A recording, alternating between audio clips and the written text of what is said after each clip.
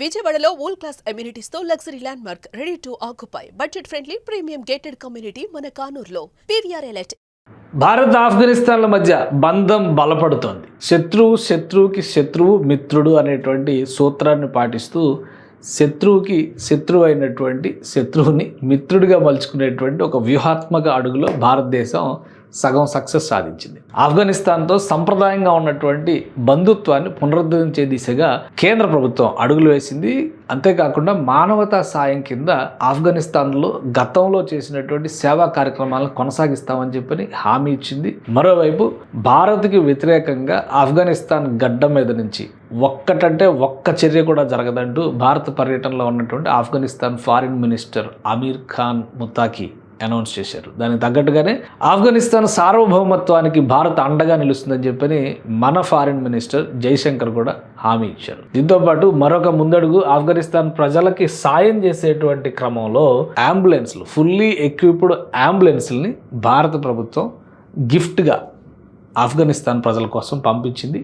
అక్కడ ఉన్నటువంటి సమస్యల పరిష్కారం కోసం ఒక 5 అంబులెన్స్లు ప్రస్తుతం అయితే ఫుల్లీ ఎక్విప్డ్ రెడీ చేసినటువంటి అంబులెన్స్ని హ్యాండ్ ఓవర్ చేశారు. 20 అంబులెన్స్లు సప్లై చేయడానికి భారత ప్రభుత్వం ప్రణాళికల్ని సిద్ధం చేసుకుంది. అదే క్రమంలో కీలక ఘట్టం ఏంటంటే మన దేశపు ప్రతినిధులతో ఆ దేశపు ప్రతినిధులు జరిపినటువంటి చర్చలు సఫలమయ్యాయి అనేటువంటి సంకేతాలను బలంగా ఇచ్చారు. ఇది చాలా కాలం తర్వాత, అంటే తాలిబాన్ రెజీమ్ వచ్చిన తర్వాత భారత్ నేరుగా సంప్రదింపులు జరపడం అనేది ఇదే మొదటిసారి. అలానే ఆఫ్ఘనిస్తాన్ పైన వార్ ఆన్ టెర్రర్ పేరుతో అమెరికా యుద్ధం జరిపినటువంటి సందర్భంలో దాని పునర్నిర్మాణ కార్యక్రమంలో కూడా భారతదేశం చురుగ్గా పాల్గొంది. ఆఫ్ఘనిస్తాన్ పార్లమెంటు నిర్మాణ ప్రక్రియ కూడా భారతదేశ హయాంలోనే జరిగింది.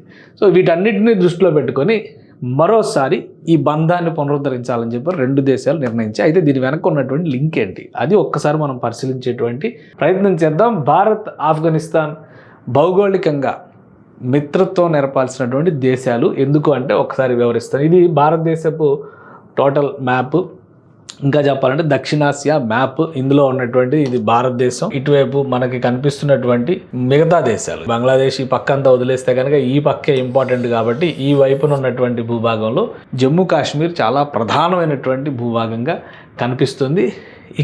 ఇక్కడ కనిపిస్తుంది ఈ బి భారత ఆధీనంలో ఉన్నటువంటి కాశ్మీర్, ఈ ఏ పాకిస్తాన్ ఆధీనంలో ఉన్నటువంటి కాశ్మీర్, ఈ సి చైనా ఆక్రమించుకున్నటువంటి కాశ్మీర్.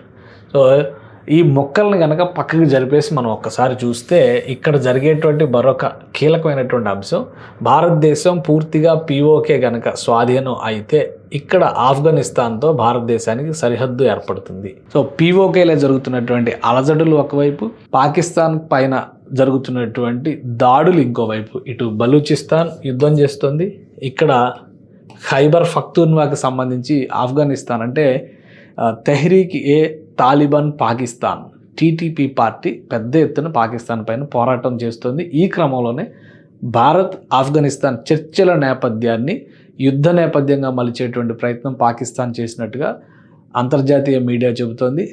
ఆఫ్ఘనిస్తాన్ రాజధాని కాబూల్ పైన అర్ధరాత్రి అటాక్ జరిగింది, టీటీపీ చీఫ్ని మట్టుబెట్టినట్టుగా సమాచారం కూడా వస్తుంది. ఇందులో నిజమెంత అనేది క్లారిటీ లేదు. అయితే పాకిస్తాన్ మీడియా కూడా చాలా బలంగా చెప్తుంది పాకిస్తాన్ జరిపినటువంటి దాడులే ఇవి అని. ఆఫ్ఘనిస్తాన్ ప్రభుత్వం చెబుతున్నటువంటి మాట ఏంటంటే కొంత బాంబుల సవ్వడి వినిపించిన మాట వాస్తవం, కానీ పరిస్థితులన్నీ కంట్రోల్లో ఉన్నాయి అంటున్నారు. సో ఏం జరగబోతోంది ఆఫ్ఘనిస్తాన్ వర్సెస్ పాకిస్తాన్ మధ్యలో ఇండియా ఎంట్రీతో అనేటువంటి ఈక్వేషన్ చూస్తే కనుక ఇక్కడ జరుగుతున్నటువంటి అలజడులకి లింక్ ఉంది అనేటువంటి అభిప్రాయం వస్తుంది. అందుకనే భారతదేశం ఆఫ్ఘనిస్తాన్తో సుదీర్ఘకాలం తర్వాత మిత్రత్వాన్ని నిలిపింది. ఇంకొక బ్రేకింగ్ న్యూస్ ఏంటంటే ఫుల్ ఫ్లెడ్జ్డ్గా ఇండియన్ ఎంబసీని ఆఫ్ఘనిస్తాన్లో పునరుద్ధరించేటువంటి నిర్ణయం కూడా భారత ప్రభుత్వం తీసుకుంది. సో ఆఫ్ఘనిస్తాన్ భారత్ మధ్య ఏర్పడేటువంటి వాణిజ్య బంధం పాకిస్తాన్కి ముప్పుగా మారుతుందనేటువంటి సంకేతంతోనే పాకిస్తాన్ ఆఫ్ఘనిస్తాన్ పైన దాడులకు తెగబడుతోంది. సో దక్షిణ ఆసియాలో మరోసారి రాజకీయ ముఖ చిత్రం మారే దిశగా అడుగులు పడుతున్నాయి భారత్ ఆఫ్ఘనిస్తాన్ మైత్రితో. ఆ సంకేతాలు అయితే చాలా స్పష్టంగా కనిపిస్తున్నాయి. ఇక్కడ మనం మరికొన్ని విషయాలను కూడా దృష్టిలో పెట్టుకొని చూస్తే కనుక ఆఫ్ఘనిస్తాన్ చాలా ఓపెన్గా భారతదేశానికి ఆఫర్ చేసింది. మేము మీతో కలిసి ఉంటాం అనేటువంటి సంకేతాలు చాలా స్పష్టంగా చెప్పింది. అలానే Jaishankar pleased to meet FM Mawlawi Amir Khan Muttaqi of Afghanistan today in Delhi. This visit marks an important step in advancing our ties and affirming the enduring India-Afghanistan friendship. చాలా క్లియర్గా చెప్పారు. అలానే discussed India support for Afghanistan's development and bilateral trade. So trade అనేది ఇక్కడ చాలా ముఖ్యమైనటువంటి అంశం అవుతుంది. Territorial integrity and independence, people to people ties and capacity building. India will upgrade its technical mission in Kabul to the status of embassy of India. ఇక్కడ technical mission ఒకటి already ఆపరేషన్స్లో ఉంది. ఇది చాలా కీ పాయింట్ అనమాట, ఈయన చెప్పినటువంటి దానిలో కీ పాయింట్. ఎందుకంటే టెక్నికల్ మిషన్ ఇన్ కాబూల్ అనేది కాబూల్లో జరుగుతున్నటువంటి పునర్నిర్మాణ కార్యక్రమంలో భారత్ సహకారం అందించే రీతిలో పంపినటువంటి మైత్రి బృందం. ఇప్పుడు ఆ బృందాన్నే ఫుల్ ఫ్లెడ్జ్డ్ ఎంబసీగా గుర్తిస్తామని చెప్పని ప్రకటించింది. అంటే to the status of embassy of India, దాన్ని పూర్తి స్థాయి ఎంబసీగా ప్రకటిస్తున్నట్టుగా తేల్చి చెప్పేసింది కేంద్ర ప్రభుత్వం. సో భారత్ ఆఫ్ఘనిస్తాన్ మధ్య అధికారికంగా ఇప్పుడు బంధం మొదలైంది అని చెప్పని తేల్చి చెప్పొచ్చు. ఇది పాకిస్తాన్ గుండెల్లో గుబులు రేపుతున్నటువంటి అంశం. ఈ ఉద్దేశంతోనే అర్ధరాత్రి పూట పౌర శిబిరాలపైన దాడులకు తెగబడుతోంది పాకిస్తాన్. సో దక్షిణాసియా రాజకీయ ముఖ చిత్రం మార్చబోయేటువంటి క్రమంలో భారత్ వేసినటువంటి ఒక ముందడుగుగా ఆఫ్ఘన్ భారత్ బంధాన్ని చూడాలి.